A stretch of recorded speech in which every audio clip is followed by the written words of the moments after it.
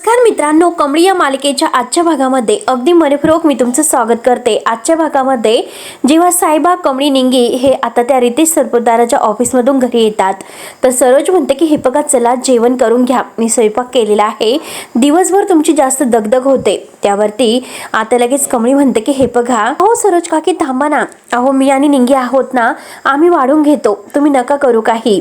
त्यावरती आता सायबा विचारतो की कमळे, अगं हे बघ, ऋषीला का सांगितलं नाही सगळं काही, आपण जे काही करणार आहोत ते जर ऋषीला कळलं तर बरं होईल। आता कमळी म्हणते की सायबा सर, मला आता त्यांना हे सगळं सांगावंसं नाही वाटलं। तेव्हा सायबा म्हणतो की अगं, रितेशच्या विरोधात जे काही आता आपण करणार आहोत ते जर आपण त्यांना सांगितलं असतं तर मात्र खरंच तो गेला नसता, तो थांबला असता। आता कमळी म्हणते की तेच मला नकोय, कारण नयनतारा मॅडमने जी जबाबदारी त्यांच्यावर टाकलेली आहे ना ती त्यांनी व्यवस्थित पूर्ण करायला हवी। तर आता कुठे ते मायलेक एकत्र यायला लागलेले आहेत, त्यामुळे मला त्यांच्यामध्ये नाही यायचं। तर निंगी म्हणते की हो ना, तुझं एकदम बरोबर आहे, ऋषी सर जर नसले तर आपला सपोर्ट कमी होईल, याचं काय, याचा विचार तू केलास का? सायबा म्हणतो की हो ना, निंगी एकदम बरोबर बोलत आहे। हे बघ, आता सायबा म्हणतो की हो ना, जे काही आपण रितेश सरपोतदाराबद्दल करणार आहोत ते जरा पोस्टपोन म्हणजे पुढे ढकलूयात। आता कमळी म्हणते की हे बघा, आता ठरलेलं आहे, आता मात्र मागे हटायचं नाही, आपलं पाऊल पुढे पडलेलं आहे, त्यामुळे उद्या संध्याकाळी 5 वाजता जे काही होईल ते होईल, काकींना घेऊन मी देवळात जातो आणि त्यानंतर मात्र आपलं काम सुरू करूयात। त्या संध्याकाळी 5 वाजता रितेश सरपोतदारला मी दाखवून देणार की विद्यार्थ्यांची ताकद काय असते ते। नंतर आता हा रितेश इकडे विचार करत असतो की ती मुलगी असं करून करून काय करेल तरी, म्हणजे आता एखाद्याचा व्हिडिओ शूट असेल त्यात सुद्धा ती फसली, मीडियाकडे जाईल का, पण त्यांच्या समोर सुद्धा ती तोंडगाशी पडलेली आहे आणि पोलिसात जाईल, परंतु नाही, मला नाही वाटत हे सगळे तिच्या पोकळ धमक्या आहे, ती काही करेल असं नाही वाटत, असं तो आपल्या मॅनेजरला म्हणत आहे। तो मॅनेजर म्हणतो की अहो, कदाचित तुम्ही तसा विचार केला असेल, पण मी तुम्हाला सांगतो मला त्या मुलीचा अजिबात भरोसा नाही, म्हणजे ती मुलगी काही पण करू शकते। आता रितेश म्हणतो की तिने उद्या संध्याकाळपर्यंतची 5ची मुदत आपल्याला दिलेली आहे आणि त्यासाठी आता 5 वाजण्यासाठी खूप काही वेळ आहे आणि मला नाही वाटत की ती काही करेल, म्हणून काही करेल असं नाही वाटत, मला तर असं वाटतं की ती घाबरून कुठेतरी जाऊन बसेल। तेवढ्यात आता हा पी आहे तर तो घाबरतच येतो आणि म्हणतो की सर उद्या, म्हणजे ती कमळी आहे ना, आपण ज्या माणसाला तिच्यावर वॉच ठेवायला सांगितला होता तर ती म्हणजे उद्या काहीतरी नक्कीच 5 वाजता काहीतरी करणार आहे खूप मोठं, असं मात्र आपल्या माणसाने खबर दिलेली आहे। आता लगेच मॅनेजर विचारतो की काय करणार आहे, तर आता हा पवार म्हणतो की माहिती नाही। किंवा आता रितेश म्हणतो की ही धमकी ती स्वतः देऊन गेली, मग नक्की काय करणार आहे तर ते शोधून काढा। इतकं मी तिला समजावलं पण तरी सुद्धा तिच्या डोक्यात प्रकाश नाही पडत की आता काय करायचं, आणि उद्या संध्याकाळपर्यंत 5च्या अगोदर मी तिला अद्दलशीर घडवणार, माझ्या विरोधात काहीतरी करण्याची आणि नुसता विचार करण्याची सुद्धा तिने काही हिंमत करायला नको। उद्या संध्याकाळी 5च्या आतमध्ये मी त्या कमळीला अद्दल घडवणार म्हणजे घडवणार। त्यानंतर मात्र आता हा रोहित आहे तर तो इकडे नयनताराला म्हणतो, आई तू नेहमी मात्र आता ऋषीवर जबाबदारी टाकते आणि ऋषी प्रत्येक जबाबदारी तुझी हेटाळून लावतो। नयनतारा म्हणते की कामाच्या बाबतीत मला ऋषीवर पूर्ण विश्वास आहे आणि तसंही मात्र त्याला तिकडे पाठवण्यासाठी माझा दुसराच उद्देश आहे। तेव्हा आता लगेच रोहित हसतो आणि म्हणतो की आई मला सुद्धा ते कळतं, परंतु ऋषी तिकडे जाणारच नाही, मी तुला सांगतो, त्यापेक्षा मी एक काम करतो, मी तिकडे जातो आणि तुला तर माहितीच आहे की हे डील आपल्यासाठी किती महत्वाचं आहे। त्यावरती नयनतारा म्हणते की नाही, आता किती काही झालं तरी शेवटी मात्र आता हे डील आपल्याला एका दगडामध्ये 2 पक्षी मारायचे आहेत। आता नयनतारा म्हणते की अरे रोहित, तुला सगळ्या गोष्टी आहेत तर त्या डिटेलमध्ये सांगावे लागतात का? माझा ऋषीवर पूर्ण विश्वास आहे, किती काही झालं तरी तो माझा शब्द नाही टाळणार। तसंही त्याच्या फ्लाईटला अजून थोडासा वेळ आहे, त्यामुळे तो नक्की येईल आणि तेवढ्यात ऋषी येतो आणि ऋषी म्हणतो की आलो मी। रोहितकडे बघत म्हणतो की कुणाचा विश्वास माझ्यावर असो किंवा नसो, पण मी कुणाचा शब्द मोडणार नाही, हे लक्षात ठेवा। तेव्हा आता नयनतारा मनात म्हणते की ऋषी, अरे मला हे सर्व असं वागताना खूप गिल्टी वाटतं, पण त्या गावच्या कमळीला मात्र मी तुझ्यापासून लांब करण्यासाठी हे सर्व वागत आहे। त्यानंतर आता इकडे अन्नपूर्णा आजी आपल्या म्हणजे घरातील देवीच्या मंदिरात आता हात जोडते आणि म्हणते की आई तुळजाभवानी, हे बघ, आता तुझा जो काही आता हा हात आहे आशीर्वादाचा तो आमच्या डोक्यावर असंच कायम राहून दे। आणि तेवढ्यात राजन बाबांना खुर्चीवर घेऊन तेथे येतो। बाबा आता आई तुळजाभवानीला हात जोडतात, उदो उदो असं कर, आणि अन्नपूर्णा आजीला राजनला फारच आनंद होतो। बाबा उदो उदो असं म्हटलेले आहे म्हणून आता कामिनी आणि रागिनी शॉक होऊनच बघत असतात। अन्नपूर्णा आजी पुन्हा म्हणते की अहो, तुम्हाला खरंच परत म्हणता येईल, तुम्ही उदो उदो असं म्हणा। आणि तेवढ्यात बाबा आता पुन्हा अन्नपूर्णा आजीच्या मागे उदो उदो असं म्हणतात। अन्नपूर्णा म्हणते की नक्की म्हणा, तुम्हाला प्रयत्न केला तर नक्की येईल। आणि तेवढ्यात आता ही रागिनी म्हणते की अगं आई बघितलंस का, म्हातारा बोलायला लागला. आणि तेवढ्यात कामिनी म्हणते की जर हा म्हातारा बोलायला लागला तर मात्र अवघड होईल. बाबांना जोराचा ठसका लागतो. अन्नपूर्णा म्हणते की राहून द्या, तुम्ही त्रास करून घेऊ नका स्वतःला. पण कामिनी म्हणते की त्या अगोदर आपल्याला आणखीन एक महत्त्वाचं काम आहे, ते काम करावं लागेल. त्यानंतर अन्नपूर्णा आजी म्हणते की हे बघा, तुमच्या तोंडातून आता शब्द आलेला आहे, त्यामुळे नक्की तुम्ही बोलताल. म्हणून देवी आईला ती पुन्हा हात जोडते. त्यानंतर कमळी, निंगी आणि आता सरोज देवी आईच्या मंदिरात आलेले असतात. सरोज म्हणते की आमच्या गावाकडे सुद्धा असंच मंदिर आहे देवी आईचं, आणि मी माझ्या कमळीला घेऊन सुद्धा तेथे जात होते. तेव्हा निंगी म्हणते की हो ना, म्हणून तर कमळी तुम्हाला इकडे घेऊन आली. तेव्हा सरोज पाहत असते. तर निंगी आता परत म्हणते की नाही, अहो सरोज काकी तुमची तब्येत लवकरात लवकर बरी होण्यासाठी देवी आईला प्रार्थना करायला आली. कमळी म्हणते की हो हो हो, आणि तेवढ्या सरोज म्हणते की हो कर बाई, प्रार्थना कर, आणि मी सुद्धा माझ्या कमळीसाठी प्रार्थना करते. आणि तेवढ्यात एक आजोबा त्या पायरीवर पडतात. तर कमळी, निंगी हे सगळेजण धावत जातात. कमळी विचारते की आजोबा तुम्ही ठीक आहात ना. तेव्हा ते आजोबा म्हणतात की हो ठीक आहे. आणि तेवढ्यात कमळी मात्र आता त्या रोहितला आवाज देते की रोहित रोहित रोहित धावतच येतो. कमळी म्हणते की काय रे, अरे लक्ष द्यायचं सोडून कुठे गेला, म्हातारे माणूस आहे, चक्कर वगैरे येते त्यांना, तू त्यांना पाहायचं सोडून कुठे गेला होता. तेवढ्याच सरोज मात्र डोक्याला हात लावते. तिला काहीतरी आठवतं आणि ती जरा पुढे जात. रोहित म्हणतो की मी माझ्या एका मित्राबरोबर बोलत होतो. त्यावरती कमळी त्याला ओरडते, मित्र महत्त्वाचा आहे की आजोबा महत्त्वाचे आहे, अरे त्यांच्याकडे लक्ष दे. रोहित म्हणतो की हो ताई, परत असं नाही होणार. म्हणून तो आजोबांच्या हाताला धरतो आणि त्यांना तेथून घेऊन जातो. आणि नशीब काही त्यांना जास्त लागलं नाही असे म्हणून आता कमळी मागे बघते आणि म्हणते की निंगी अगं आई कुठे गेली. म्हणून ते आता सरोजला शोधत असतात. आणि सरोज आता तेथे फुलं वगैरे घेत असते विकत. फुलं वगैरे आहे तर ते विकत घेते. आणि ते दादा म्हणतात की पैसे कुठे आहे, पैसे द्या. तर सरोज म्हणते माझ्याकडे आत्ता पैसे नाही, पण मी नंतर तुमचे पैसे देईल. त्यावरती लगेच आता ती खूप विनवण्या करत असते. परंतु तो दादा म्हणजे सरोजच्या हातातून फुलं घेतो आणि पैसे आल्यानंतर घ्या, मला आता काही फुकट द्यायची नाही असं म्हणून तो तेथून जायला निघतो. सरोज त्याला खूप विनवण्या करत असते, परंतु तरीसुद्धा मात्र तो काही ऐकायला तयारच नसतो. आणि तेवढ्यात मात्र तो आपली फुलांची हातगाडी आहे तर तो रोडने समोरून घेऊन जात असतो. अन्नपूर्णा म्हणजे ह्या कामिनी आणि रागिनी गाडीतून बसून समोरून येत असतात. आणि तेवढ्यात त्यांच्या ड्रायव्हरकडून आता जो काही या फुलाच्या हातगाडीला आहे तो धक्का लागतो आणि सगळे टोपल्यातील फुलं खाली पडतात. सरोज हे सर्व पाहते आणि तिला धक्काच बसतो. आणि आता हा फुलावाला आहे तर तो ड्रायव्हरवर ओरडतो की अरे दिसत नाही का. तो ड्रायव्हर विचारतो की काय झालं. आता फुलावाला म्हणतो की काय झालं असं का विचारतो, अक्कल वगैरे आहे की नाही, माझी सगळी फुलं खाली सांडलेली आहेत. ड्रायव्हर त्याला म्हणतो की तुला अक्कल आहे का, एवढासा फुलं खाली सांडले मग कशाला आता हे सर्व नाटकं करतो.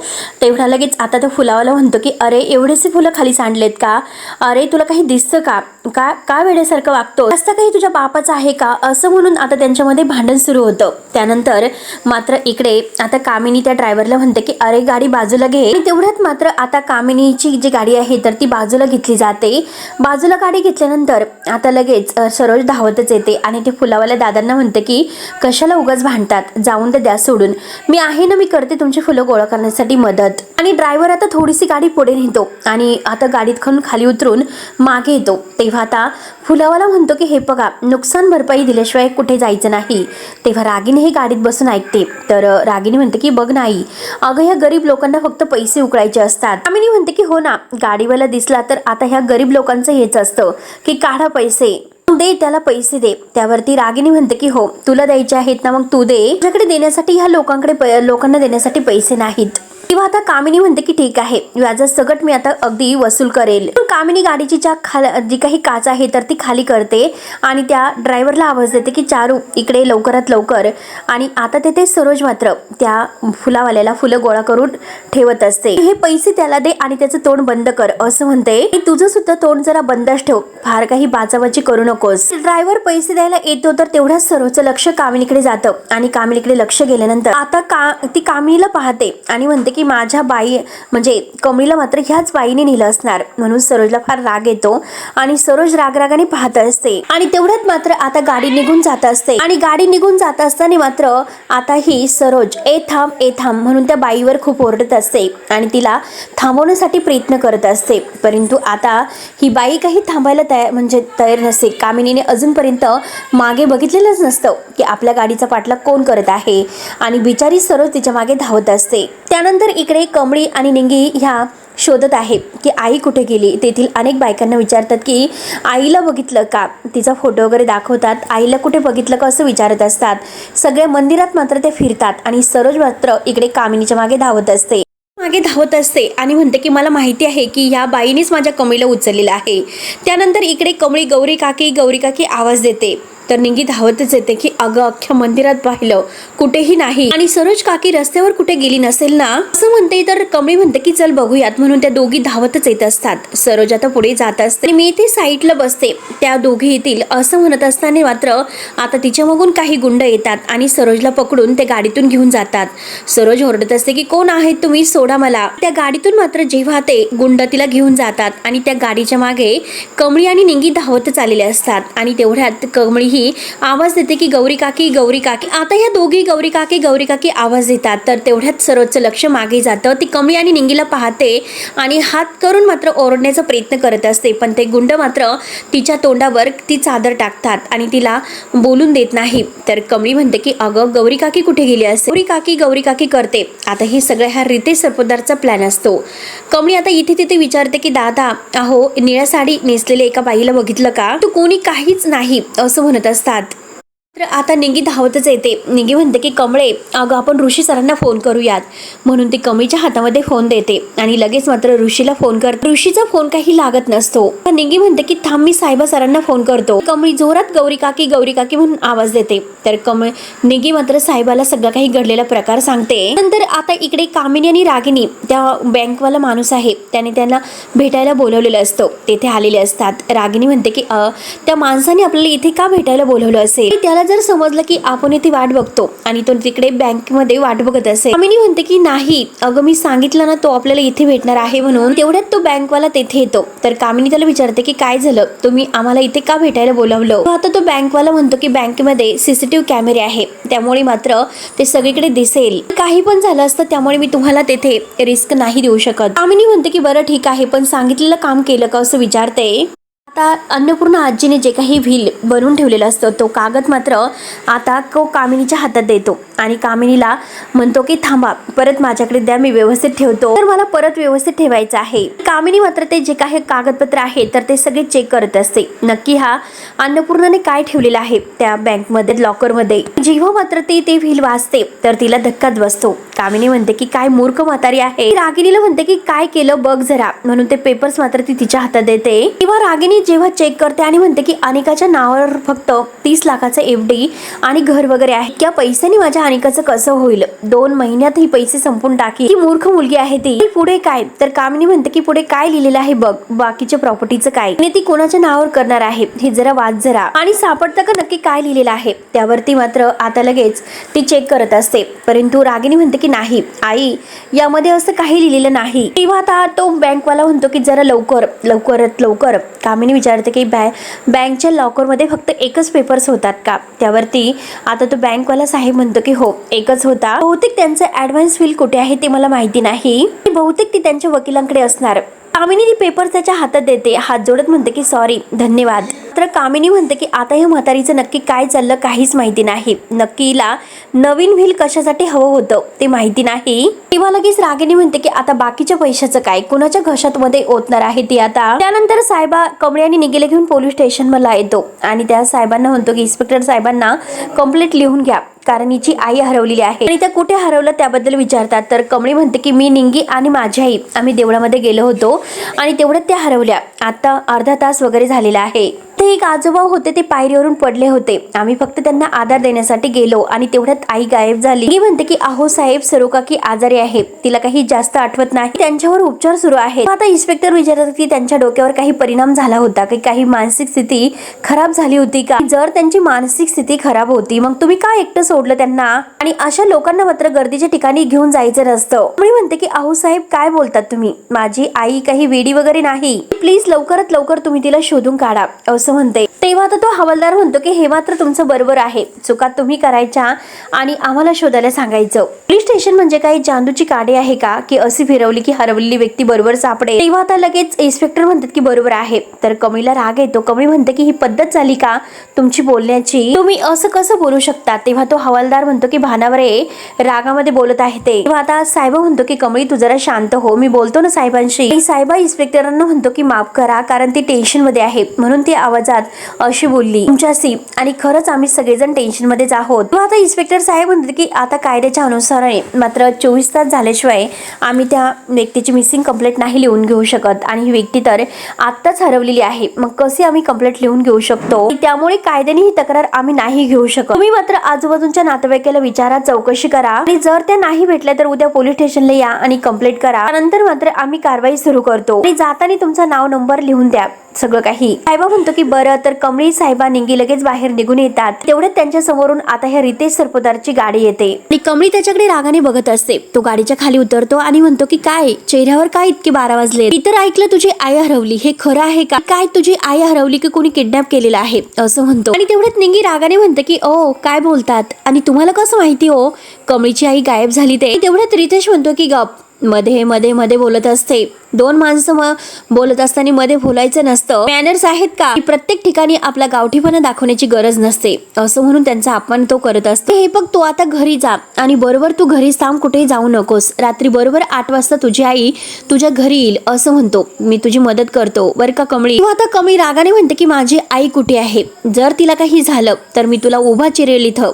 आता हा रितेश हसतो आणि म्हणतो की अरे बापरे, आज तर वेगळीच धमकी आहे, आतापर्यंत बघून घेईल अगदी काय करेल अशा धमक्या होत्या, आणि आता तर आज लगेच कापायच्या धमक्या देतेस, चिरायच्या धमक्या देतेस. अगं विद्यार्थ्यांनी असं वागायचं नसतं, विद्यार्थ्यांनी मारामारी करायची नसते, अगं त्यांनी शिकायचं असतं. अगं तुझी आई हरवली, मग ती घरी सुखरूप कशी येईल याचा विचार कर ना. आणि पुन्हा एकदा मी नीट समजावून सांगतो, ऐकून घे. आणि रात्री 8 वाजता तुझी आई घरी परत येईल, तू 8 वाजता घराच्या बाहेर पडायचं नाही, आणि जर तू घराच्या बाहेर पडलीस तर त्यापुढे मात्र तुझी आई तुला कधीच परत दिसणार नाही असं तो कमळीला धमकावतो. काय ग बाय द वे, काल मात्र तू 5 वाजेपर्यंत जे काही मला धमकी देऊन गेली होती, असं काय करणार होती 5 वाजेपर्यंत तू. किंवा आता कमळी म्हणते की का घाबरलास का, जे काही करणार मी होते ना तर त्यामुळे तुझं आयुष्य बर्बाद होणार होतं, त्यामुळेच मात्र तू घाबरला आणि माझ्या आईला तू किडनॅप केलं. किंवा आता हा रितेश म्हणतो की अगं मी कधी म्हंटलो की तुझ्या आईला मी किडनॅप केलं म्हणून, अगं मी तुझ्या आईला शोधायला मदत करेल, सुखरूप तिला घरी पोहोचवेल असं म्हंटलो. अगं तू खूप लहान आहे, कर्तृत्वाने सुद्धा आणि वयाने सुद्धा खूपच लहान आहे सगळ्यांच बाबतीत. लहान वयामध्ये मात्र असं धाडस दाखवण्याची, खुमखुमी दाखवण्याची काही गरज नाही, लक्षात ठेव. आणि ह्या धाडसापायी मात्र तू आईला कायमची गमावून बसशील असं मात्र तू धमकावतो. अगोदर सुद्धा तू एकदा गमावून बसलेली आहे. तेव्हा आता कमळी रागाने त्याच्याकडे पाहत असते. मित्रांनो हा भाग येथे संपतो. पुढील भागामध्ये नक्की काय होईल बघायला विसरू नका. तोपर्यंत धन्यवाद.